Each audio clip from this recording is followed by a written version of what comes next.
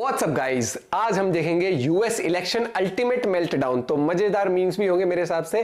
Trump Modi friendship is back. तो करेंगे साथ में इंजॉय द शाम शर्मा शो एपिसोड है एपिसोड। अरे भैया क्या हो रहा है मेरी इंग्लिश को, करेंगे साथ में है 1 2 3 गो। Worst vice president, you're the worst border czar. There's never been anybody bad like you. Kamala, you're fired. Get the hell out of here. Get out of here. याद है आपको जब कमला चाची ने आर्टिकल 370 के एब्रोगेशन के बाद कश्मीरियों को कहा था कि वो अकेले नहीं हैं, तो अब इलेक्शन हारने के बाद वो जाके कश्मीरियों को कंपनी दे सकती है, क्योंकि अब तो उनके पास काफी फ्री टाइम है। तो जैसा कि आपने सुन लिया होगा, ट्रंप चाचा has returned in 2024।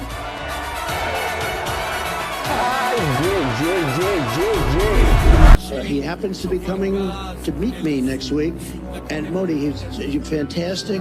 I mean, fantastic man.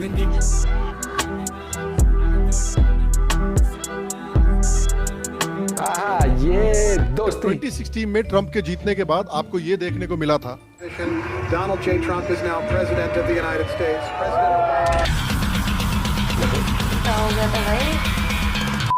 और फिर से 2024 में वो घड़ी आ चुकी है।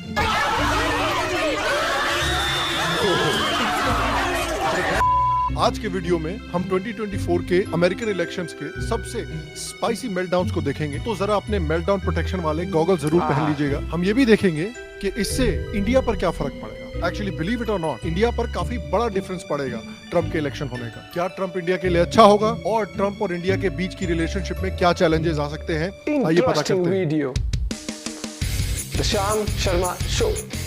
हेलो शाम शर्मा शो के इस एपिसोड में आपका स्वागत है। मैं हूँ सेकुलरिज्म का सीईओ शाम शर्मा, और आप सबको एक सेक्युलर प्रणाम। देखिए, मैं इस हफ्ते ट्रैवल कर रहा हूँ, इसलिए थोड़ा डिफरेंट सेटअप है, थोड़ा अजीबोगरीब सेटअप है। वॉइस क्वालिटी, वीडियो क्वालिटी शायद उतनी बढ़िया नहीं रहेगी, लेकिन यार एक हफ्ते की बात है, प्लीज थोड़ा सा एडजस्ट कर लो। तो अमेरिका के 2024 के इलेक्शंस कंप्लीट हो चुके हैं। डोनाल्ड ट्रंप ने 295 इलेक्टोरल वोट्स के साथ काफी बड़ी जीत हासिल की है, और अमेरिका के 45th प्रेसिडेंट रहने के बाद दोबारा अमेरिका के 47th प्रेसिडेंट बने हैं। 2020 का बदलाव उन्होंने कंप्लीट कर लिया है। Mr. Vice President, I'm speaking. I'm speaking. I'm speaking. In Minnesota, she went out. Wait a minute, I'm talking now. You don't mind, please. Does that sound familiar? और Joe Biden, जिन्हें जबरदस्ती धक्का मार के democratic party से निकाल दिया गया था ताकि कमला चाची इलेक्शन लड़ सके, उन्होंने कमला चाची के लिए एक मैसेज भी छोड़ा है। And they say I'm the retarded one. The Democrats said that I was too old, that I was too slow, that I was a joke. Well, here's a joke for you. What do Willie Brown and the 2024 presidential election have in common? Kamala Harris blew both of them. I shouldn't have said that. But seriously, I mean, first Hillary loses to Donald and now Kamala. This man has beaten more women than Doug Emhoff. Anyways, congrats on losing to Hitler again. I hope he locked you all up this time.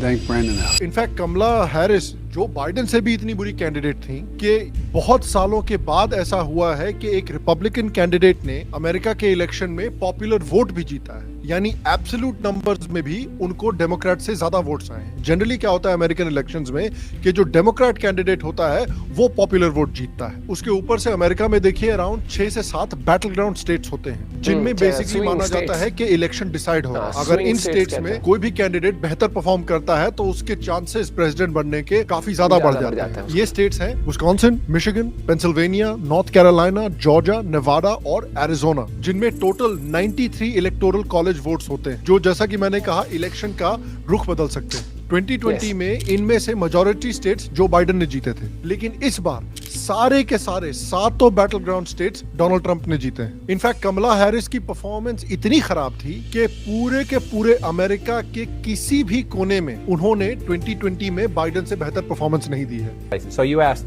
are there any places that the vice president is overperforming Joe Biden in 2020? So we could show you that as well. We just bring that out here. Harris overperforming in 2020. Holy smokes. There you go. So let this go away and see if there's anything on the east side there. Literally nothing? Literally nothing. Literally not one count. तो Trump की जीत के पीछे क्या secret है? देखिए, Trump का main election Planck था economy, immigration और लॉ एंड ऑर्डर, क्राइम को फिक्स करना। और ये वोटर्स के लिए एक्चुअली काफी बड़े कंसर्न साबित हुए, स्पेशली क्योंकि आप नोटिस करेंगे कि बड़े शहरों में अमेरिका में क्राइम काफी तेजी से बढ़ा है डेमोक्रेट लीडरशिप में। और ये इलेक्शन रिपब्लिकन्स के लिए, अमेरिका के लिए काफी इंटरेस्टिंग इसलिए भी था क्योंकि जनरली माना जाता था कि जो माइनॉरिटी वोटर्स होते हैं, जो ब्लैक होते हैं, हिस्पैनिक्स होते हैं, वो डेमोक्रेट्स के लिए वोट करते हैं। और पिछले 10 सालों से जो डेमोक्रेट लीडरशिप है, मीडिया है, वो डोनाल्ड ट्रंप को रेसिस्ट बोलती हुई आ रही है। And calling out the Democrats for what he calls years of racist policies. Trump was sued twice by DOJ for racial discrimination for refusing to rent apartments to black people. लेकिन ultimately Donald Trump 7 battle ground states में इसलिए जीते क्योंकि उसी resist Donald Trump को भारी मात्रा में लैटिनोज ने वोट किया है। इनफैक्ट डोनाल्ड ट्रंप को इस बार 45% लैटिनो कम्युनिटी ने वोट किया है, जो कि अनप्रेसिडेंटेड है। उसके ऊपर से ऑलमोस्ट 15% ब्लैक कम्युनिटी ने भी ट्रंप के लिए वोट किया है। और आप विश्वास नहीं करेंगे कि जो इंडियन अमेरिकन कम्युनिटी है, जो कि ओवरवेलमिंगली डेमोक्रेट्स के लिए वोट करती है, उसमें भी लेकिन जो इंडियन अमेरिकन मर्द हैं वो ज्यादातर ट्रंप की तरफ लीन कर रहे हैं। तो इंडियन अमेरिकन का वोट भी खींच लिया उन्होंने। और ये इंडियन अमेरिकन वाली बात बड़ी इंटरेस्टिंग है क्योंकि आप अगर ट्रंप के कैबिनेट को देखेंगे, ट्रंप का जो क्लोज टीम है उसको देखेंगे, उसमें सरप्राइजिंगली काफी इंडियंस एंड हिंदूज भी हैं। जी हाँ, अमेरिका की so called right wing party में काफी इंडियंस और हिंदूज भरे हुए हैं। फॉर एग्जाम्पल कैश पटेल, जो पुरानी ट्रंप एडमिनिस्ट्रेशन में एक नेशनल सिक्योरिटी ऑफिशियल थे, काफी समय से वो एक रिपब्लिकन रहे हैं और ट्रंप के करीबी रहे हैं। और माना जाता है कि इस ट्रंप एडमिनिस्ट्रेशन में कैश पटेल को या तो CIA का हेड बनाया जा सकता है या FBI का हेड बनाया जा सकता है। और कैश पटेल, अगर आप जानते नहीं हो, तो काफी बड़े संघी भी हैं जिन्होंने काफी ओपनली राम मंदिर को सपोर्ट भी किया था। तो बताइए, एक संघी अमेरिका की CIA या FBI का हेड बन सकता है। उसके बाद विवेक रामास्वामी ट्रंप कैंपेन के सबसे स्ट्रॉन्ग मेंबर थे। उनका बहुत बड़ा हाथ रहा है यंग वोटर्स को ट्रंप के लिए वोट करने में, और इस वजह से ट्रंप से डायरेक्टली भी उनको काफी तारीफ मिली। और विवेक रामास्वामी एक प्राउड हिंदू भी हैं। वो निकी हेली या बॉबी जिंदल की तरह कन्वर्ट होने की बात नहीं करते। वो कहते हैं कि देखिए, आपको पसंद हो या ना पसंद हो, मैं हिंदू हूँ और वो कभी चेंज नहीं होने वाला। मैं अपने कल्चर को धोखा नहीं दूंगा पॉलिटिक्स में आगे बढ़ने के लिए। ट्रंप ने कहा भी है कि वो विवेक रामास्वामी को एक इंपॉर्टेंट पोजीशन देना चाहते हैं अपने कैबिनेट में। तुलसी गैबर्ट, जो एक और प्राउड हिंदू है, जो ट्रंप की मेन टीम की काफी बड़ी मेंबर थी, जिन्होंने ट्रंप की जो एंटी वॉर स्टांस है, एंटी इंटरवेंशनिस्ट स्टांस है, उस पर काफी अच्छी एडवाइस भी दी है, क्योंकि तुलसी गैबर्ट अमेरिकन मिलिट्री की एक एक्टिव मेंबर भी है। और आपको तो याद ही होगा कि कमला चाची की किस तरह से उन्होंने साबुन लगा लगा के, धोबी पछाड़ दे दे के धुलाई की थी 2020 के डिबेट्स में। In why I endorsed President Trump over Vice President Kamala Harris, it is because of those fundamental rights and freedoms that are enshrined in our Constitution and the words that our founders had for us in this country as Americans, our right to life, liberty, and the pursuit of happiness. उसके बाद आते हैं JD Vance, जो basically एक तरह से भारत के दामाद ही हैं, क्योंकि उनकी पत्नी है उषा वैंस, जो कि अमेरिका की सेकंड लेडी बनने वाली हैं। तो एक ओपनली प्राउड हिंदू अमेरिका की सेकंड लेडी बनने वाली है। And his absolutely remarkable and beautiful wife, Usha Vance. और इसीलिए मैं कहता हूं कि आज एक्चुअली इंडियन अमेरिकन्स के पास काफी बड़ी अपॉर्चुनिटी है कि रिपब्लिकन पार्टी, भले ही उसमें रिलीजियस एक्सट्रीमिस्ट हों, लेकिन रिपब्लिकन पार्टी ने कम से कम एक विलिंगनेस दिखाई है आपको एक्सेप्ट करने की, आपको अच्छे पोजीशंस देने की और आपको म्यूचुअल रिस्पेक्ट ऑफर करने की। तो मैं तो कहता हूं कि आपको डेमोक्रेट से जिस तरह की गालियां पड़ रही हैं, भारत देश को जिस तरह की गालियां पड़ रही है, जिस तरह से अटैक हो रहे हैं हिंदूज के ऊपर और भारत देश के ऊपर, उससे अच्छा है कि आप रिपब्लिकन पार्टी को एक तरह से अपना गढ़ बनाए। देखिए, जूस को भी ऐसा नहीं है कि रिपब्लिकन बड़ा प्यार करते हैं या डेमोक्रेट्स बड़ा प्यार करते हैं, लेकिन उन्होंने एक तरह से अपनी इन्फ्लुएंस इस तरह से बना रखी है कि सारी पार्टी जो है उनके पीछे पड़ी हुई है कि प्लीज यार हमारे लिए वोट दो, हमारे लिए वोट दो, वी लव यू। देखिए, इंडियंस को भी, खासकर हिंदूज को भी ये समझ लेना चाहिए कि देखिए हवा किस तरफ बह रही है। रिपब्लिकन्स हैं जो अभी हिंदूज को, इंडियंस को जगह दे रहे हैं अपनी पार्टी में, तो वहां जाओ, एक गढ़ बनाओ और ऐसा गढ़ बनाओ कि यार आपसे वो नफरत भी करते हो लेकिन उनको आपसे प्यार दिखाना पड़े, क्योंकि उनको आपके वोट चाहिए और आपके पैसे चाहिए। तो जीतने के बाद ट्रंप ने अपनी विक्ट्री स्पीच दी, उनको बड़े बड़े वर्ल्ड लीडर्स ने कांग्रेचुलेट करना भी शुरू किया। In fact one of the first calls that Trump took was with Narendra Modi, जिन्होंने उनको ट्विटर पे भी कांग्रेचुलेट किया। और अपेरेंटली कॉल पे ट्रंप ने मोदी से कहा कि पूरी दुनिया मोदी से प्यार करती है, India is a magnificent country, Modi is a magnificent man, India and USA are true friends. According to reports, Trump ने सबसे पहले फोन पर बात की मोदी से, फिर नेतन्याहू से और फिर सऊदी अरेबिया के मोहम्मद बिन सलमान से। जस्टिन ट्रूडो को तो लगता है होल्ड पर ही छोड़ दिया, इसीलिए उनके गर्लफ्रेंड, उनके दूसरे लीडर की थोड़ी लगी पड़ी है। I think a lot of folks woke up today and woke up really worried, really afraid, felt crushed. वहीं यूक्रेनियन लीडर ज़ेलेंस्की ने भी काफी बड़ा कांग्रेचुलेशंस वाला ट्वीट डाला है डोनाल्ड ट्रंप को, लेकिन मुझे लगता है कि डोनाल्ड ट्रंप जब ज़ेलेंस्की से मिलेंगे तो कुछ ऐसी बात बोलेंगे। Hey guys, looks like like your free ride's over, huh?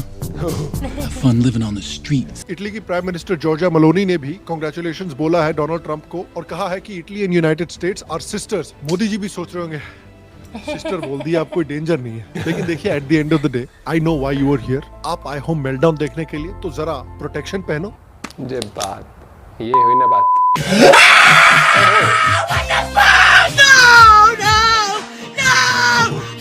We are fucking over!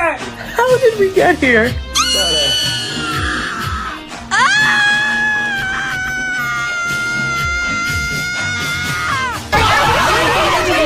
आप जैसा कि समझ सकते हैं इंटरनेशनल लावण्या और साउथ दिल्ली की हालत थोड़ी ठीक नहीं चल रही है। एक यूजर ने तो पूरे के पूरी स्टेट की जनता को कह दिया कि उनको शर्म आनी चाहिए। द यंग टर्क्स करके एक एंटी इंडिया यूट्यूब चैनल है जो बहुत इंडिया की नेशनल सिक्योरिटी को अंडरमाइन करता है। उनके होस्ट का तो रोना निकल गया। I'm getting revved up here on a significant rant. So, because Kamala Harris is not winning, and the people who thought that Kamala Harris was going to win a landslide are totally wrong. और American TV host को देख लीजिए। Let's be honest, it was a terrible night last night. It was a terrible night for women, for children, for the hundreds of thousands of hardworking immigrants who make this country go, for healthcare, for our climate, for science. तो पहले तो एक लोग state को गाली दे रहे थे, ये भाई साहब तो अपने पूरे के पूरे देश को ही गालियां दे रहे हैं। मेन स्ट्रीम मीडिया के न्यूज पैनल का मेल्टडाउन देख लीजिए। Coming from that state capital is Harris County, where Houston is, and they are relentless in it. And that is also the largest single physical number of black voters in any county other than Cook County in Illinois.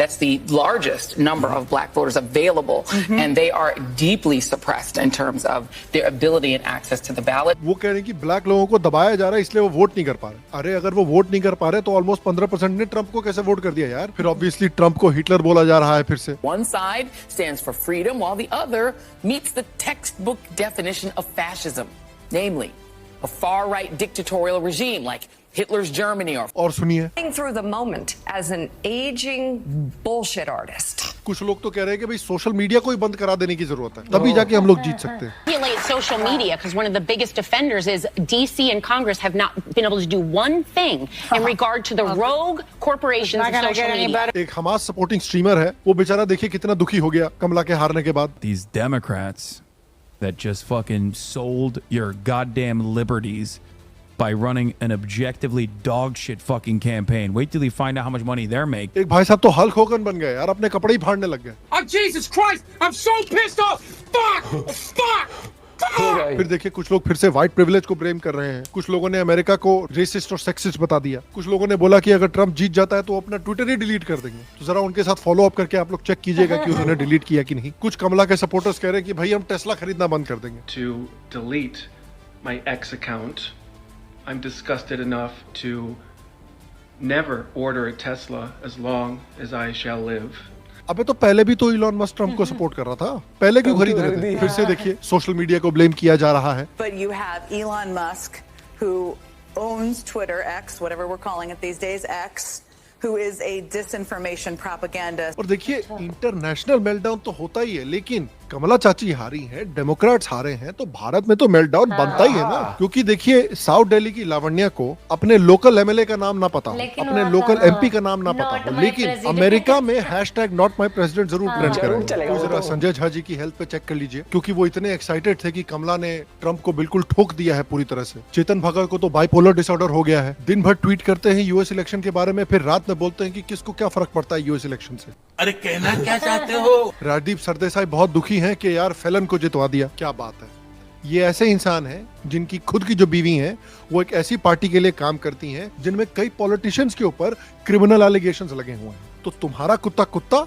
हमारा कुत्ता Tommy. Arfa जी का तो बिल्कुल दिल ही टूट गया है। प्रीति चौधरी कहती हैं कि भाई ट्रंप फिर से एक औरत के रास्ते में आ गया और एक औरत यूएस प्रेसिडेंट नहीं बन पाई। बिल्कुल उसी तरह के वक्फ बोर्ड ने एक प्रॉपर्टी पे कब्जा कर लिया और इस वजह से रॉबर्ट वाड्रा उस प्रॉपर्टी पे कब्जा नहीं कर पाए। राणा अयूब ने इसमें भी घासा घुसेड़ दिया। फिर कहती है कि उनको फर्क नहीं पड़ता हु विंस। अगर इन लोगों को फर्क नहीं पड़ता है तो ये जो ट्वीट सारे डाल रखे हैं ये आपके मौसी के लड़के ने किए हैं। तो हमारे हिंदुस्तानियों को पूछेगा कि कश्मीर किधर है तो उनको शायद पता भी नहीं है, लेकिन गाजा का नाम तो ऐसे लेते हैं जैसे हनुमान चालीसा पढ़ रहे हैं। और उसके ऊपर से ये ट्रंप का नाम ले लेके इस तरह से मरते रहते हैं यार। ट्रंप को तो उल्टा गाजा की नहीं पड़ी है, वो तो नेतन्याहू को फोन करके बोलेगा कि भैया 2 दिन में वॉर खत्म करो, जितने बम मारने हैं मारो, मेरे को फर्क नहीं पड़ता, लेकिन 2 दिन में खत्म करो। राजदीप का कहना है कि अमेरिका वुमेन ऑफ कलर के के लिए रेडी नहीं है। कुछ लोग इसे डेमोक्रेसी की हत्या बता रहे हैं। सागरिका घोष कहती है कि अमेरिका को उनकी इंदिरा गांधी कब मिलेंगी। तो देखिए इंडिया का तो ये हाल चल रहा है, लेकिन अगर पड़ोसियों को देखो, पाकिस्तान को देखो, वहाँ पे कुछ अलग ही सीन चल रहा है। ये क्लियरली माइंड मैं सबके करना चाहती हूँ, डोनाल्ड ट्रम्प की मैं सगी औलाद हूँ। मैं अपनी वालदा लिबाना, she is my mother, she is not care my personally my father is very hard person and a very serious person. तो देखिए मेल्टडाउन तो हमने एंजॉय किए, तो मेल्टडाउन तो और भी होते रहेंगे आगे जाते हुए। लेकिन अब एक बड़ा सवाल यहाँ पर उठता है कि जो अमेरिकन इलेक्शंस हुए हैं उससे इंडिया पर क्या फर्क पड़ेगा, इंडिया के लिए अच्छा होगा, इंडिया के लिए खराब होगा। तो देखिए this election actually for India is more important than you realise, क्योंकि ट्रम्प जो है वो बहुत ही एंटी डीप स्टेट है, और ट्रम्प के इलेक्शन के बाद ट्रम्प और अमेरिकन डीप स्टेट के बीच की जो लड़ाई है वो और भी घमासान हो जाएगी। याद रखिए ये वही डीप स्टेट है जिसने बांग्लादेश में शेख हसीना का तख्ता पलट किया था, और फिर बांग्लादेश में एक पपेट इस्लामिस्ट गवर्नमेंट इंस्टॉल की थी इंडिया के ऊपर प्रेशर डालने के लिए और इंडिया को डिस्टेबलाइज करने के लिए। तो ट्रम्प अगर डीप स्टेट के खिलाफ लड़ेगा तो वो इंडिया की लॉन्ग टर्म स्टेबिलिटी के लिए एक अच्छी चीज है। हम ये भी एक्सपेक्ट कर सकते हैं कि अमेरिका से फ्यूल के जो एक्सपोर्ट्स हैं वो इंडिया, चाइना जैसे देशों की तरफ बढ़ेंगे, और इससे हो सकता है इंडिया को चीपर फ्यूल भी मिले। हम पहले भी अपने वीडियोस में डिस्कस कर चुके हैं कि ट्रम्प काफी ट्रांजैक्शनल है। अगर आप विलिंगनेस दिखाएंगे कि आप ट्रम्प के साथ काम करने को तैयार हैं, तो ट्रम्प भी आपको काफी कंसेशंस देने के लिए तैयार है, और वो भी आपके नेशनल इंटरेस्ट को सपोर्ट करने के लिए तैयार है। क्योंकि India was willing to work with Trump, इसलिए याद रखिए कि जब आर्टिकल 370 एब्रोगेट किया था इंडिया ने, तब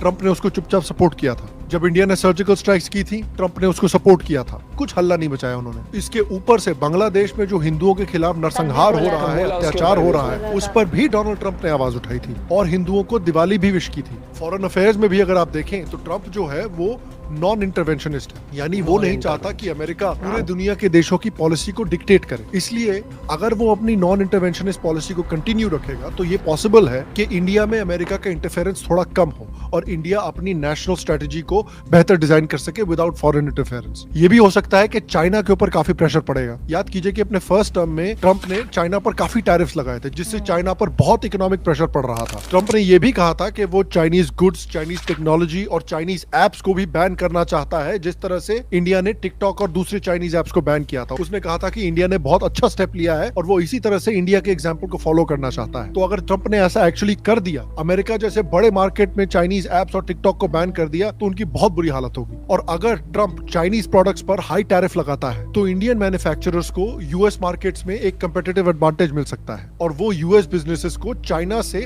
अपने देश में अट्रैक्ट कर सकते हैं, जो बिजनेसेस चाइना से अपने सप्लाई चेन्स को दूर करना चाहते हैं। तो देखिए पॉजिटिव्स तो बहुत सारे हो सकते हैं स्ट्रेटेजिकली, लेकिन कुछ नेगेटिव्स भी हो सकते हैं, क्योंकि ट्रम्प मेक इन अमेरिका को प्रमोट करना चाहता है, अमेरिकन को अमेरिकन जॉब्स में प्रमोट करना चाहता है। इसलिए ये हो सकता है कि जो H-1B वीजास हैं, जिस पर मेजॉरिटी इंडियंस अमेरिका में रहते हैं, उसको और भी स्क्वीज करने लगे और इंडियंस की जो वीजा के इश्यूज हैं वो और भी ज्यादा हो जाए और इस वजह से इंडियन गवर्नमेंट और ट्रम्प के बीच में थोड़े टेंशंस क्रिएट हो जाए। याद रखिए ट्रम्प ने अपने फर्स्ट टर्म में भी मोदी गवर्नमेंट के ऊपर प्रेशर बनाया था कि वो अपनी इकोनॉमी को और थोड़ा खोलें और जो उनके कुछ ग्रेन्स में प्रोटेक्शंस हैं उन प्रोटेक्शंस को हटाएं ताकि अमेरिकन को बेहतर एक्सेस मिले इंडियन मार्केट का। और ऑब्वियसली अपनी ग्रेन सॉवरेनिटी के लिए, अपनी टेक्नोलॉजिकल सॉवरेनिटी के लिए इंडिया ऐसा नहीं करना चाहता था। तो इस वजह से भी हो सकता है कि मोदी गवर्नमेंट और ट्रम्प गवर्नमेंट के बीच में थोड़ी टेंशंस हो। ऊपर से याद रखिए कि एक ये पॉजिटिव चीज जरूर है कि कुछ इंडियन अमेरिकन और हिंदू अमेरिकन ट्रम्प के क्लोज कैबिनेट में है, लेकिन याद रखिए कि ट्रम्प के इनर सर्कल में एक ओपन खालिस्तानी भी है जो हिंदुओं को काफी गालियां दे चुकी है, जो इंडिया को गालियां दे चुकी है, जो ओपनली खालिस्तानी सिंपथाइजर है। तो उस तरह के लोगों से भी जो इंडियन अमेरिकन और हिंदू अमेरिकन आए हैं ट्रम्प के कैबिनेट में, उन लोगों को भी सिखाना पड़ेगा ट्रम्प को कि भैया ये कितनी डेंजरस औरत है। और हो सकता है कि ऐसे लोगों की वजह से ट्रम्प जो है वो खालिस्तान एक्सट्रीमिज्म पर बहुत बड़े स्टेप्स ना ले। तो एक कमेंटेटर ने स्वराज्य मैगजीन में एक आर्टिकल लिखा था जिसमें उन्होंने कहा था कि ट्रम्प का जो इलेक्शन है वो इंडिया के लिए स्ट्रेटेजिकली बहुत पॉजिटिव है, लेकिन कमर्शियली चैलेंजिंग हो सकता है। उस स्टेटमेंट से ब्रॉडली मैं भी एग्री करता हूँ कि देखिए स्ट्रेटेजिकली अगर इंडिया ट्रम्प को वो चीजें दे जो ट्रम्प चाहता है, तो ट्रम्प भी इंडिया के साथ काम करने को बहुत रेडिली तैयार हो जाएगा। उसने पहले भी कहा है कि उसकी मोदी से बहुत स्ट्रॉन्ग रिलेशनशिप है। तो आई थिंक ओवरऑल अगर कमला हैरिस से कंपेयर करें तो definitely Trump is better for India than Kamala Harris and the Democrats right now in this moment in history. और मैं आपसे पूछना चाहता हूँ, आपको क्या लगता है कि इंडिया के लिए बेहतर कौन है, कमला हैरिस या ट्रम्प? और आपका फेवरेट 2024 इलेक्शन से रिलेटेड मेल्टडाउन कौन सा था या मीम कौन सा था? नीचे कमेंट सेक्शन में मुझे जरूर बताएं, because I do want to check it out. बाकी अगर आप चाहते हैं, आपको ये अगर शो पसंद है, तो प्लीज हमें यूट्यूब पर एक मेंबर बने या ये जो मेल्ट डाउन है ना, ये तो इंडिया में भी आपको देखने को मिल जाएंगे। इंडिया में क्या हो रहा है, किसी को तकलीफ हो ना हो, लेकिन वहां जरूर होती है। कुछ मुद्दों पे उस पे इंडिया के लिए जो हित में है ना सिक्योरिटी वाइज भी, उस पे बात नहीं करेंगे, लेकिन अमेरिका में कुछ हो जाएगा ना तो दिक्कत हो जाएगी। आईफोन भली खरीदेना, लेकिन आईफोन में चेंज नहीं हुआ ना अब की बार तो माथा वो रो लेंगे कुछ की। नहीं, मुझे वो सबसे फनी एक उन्होंने कल मेजर गौरव आर्य सर ने बोला था ना, सरोजनी में खड़ी हुई एक लड़की है क्या चप्पल पहन के ऐसे ले, नॉट माय प्रेसिडेंट। अरे तो तेरा प्रेसिडेंट है भी नहीं, तेरा प्रेसिडेंट तो यहाँ का होगा ना। वैसे भी लॉजिकली अगर हम चलते हैं तो। और ट्रम्प, एक बात बता दो, ये जितने जो ये सो कॉल्ड मीडिया में बैठ के वहां से जो ज्ञान बकते हैं ना, अब एक चीज ध्यान देना, ये मीडिया में बैठे हैं तो इनको भी वो कहते हैं ना बायस्ड होती है मीडियाज भी। तो आपके सामने जो मेल्टडाउन्स आते हैं कुछ ही लोगों के आ रहे हैं, वोट डालने तो करोड़ों लोग जाते हैं। हाँ। जीता क्यों फिर वो यही जितवा देते, फिर 50 लोग कभी जितवाते नहीं है ना, 50 लोग हरवाते हैं। मेजोरिटी जो ग्राउंड लेवल पर लोग रहते हैं ना, उनको सच्चाई पता है कि हमें किसको सपोर्ट करना है। तो मीडिया तो भैया बिकाऊ भी हो जाती है कई बार, मीडिया तो एक तरफा भी हो जाती है, किसी को भी जब जिसका अगर वो उनको फंडिंग आ रही है या फिर किसी के सपोर्ट में अगर होते हैं तो उस पर कभी भरोसा मत करो। और ये मीडिया तो ऐसी है कि मोदी डिक्टेटर है, मोदी डिक्टेटरशिप आने वाली, ऐसे भी कैसे ब्रेन वॉश किया गया था इंडिया के अंदर भी। एंड ऑफ डेमोक्रेसी, ये सब 10-20 लोगों के न्यूज चैनलों को देख के ना, जो अमेरिका के खुद के हैं यहाँ की या फिर वहां के जो इन्फ्लुएंसर्स, उनको देख के मैं समझो कि सच में ये कैसा लीडर आ गया। वहां के लोगों ने वोट दिया है, उनके लोगों को पता है कि उनके देश के लिए कौन सही है कौन नहीं है। नहीं भाई, वोट करा है, जीता है, इसमें डेमोक्रेसी क्या हो गई? डेमोक्रेसी खाली बैठे हैं, वोट करा है। जिसको सपोर्ट नहीं करोगे दूसरा आ जाएगा तो उनको वही लगेगा कि भैया ये हो गया वो हो गया। आप अपना पॉइंट भी शेयर कर सकते हो। मजा आ गया। Bye bye, take care.